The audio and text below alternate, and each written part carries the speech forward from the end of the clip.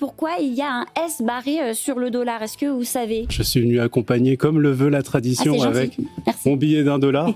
Je veux que je le tienne à l'endroit. Oui. Voilà. Le dollar a été créé le 2 juillet 1792. Avant, il y avait d'autres monnaies. Mais ce n'était pas le dollar, évidemment. C'était la monnaie espagnole, le peso.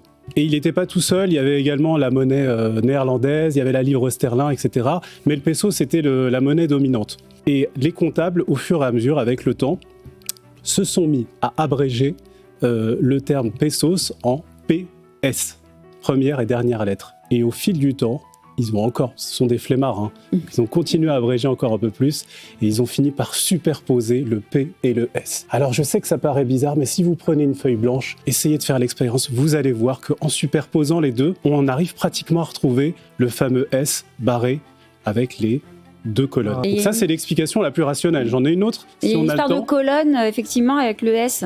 Alors les colonnes, c'est quoi? Ça vient de la mythologie grecque. En fait, Hercule avait installé au niveau du détroit de Gibraltar ces 2 colonnes. On appelle les colonnes d'Hercule, qui étaient censées matérialiser la fin du monde tel qu'on le connaît. Donc, les Romains pensaient qu'après Gibraltar, il n'y avait plus rien.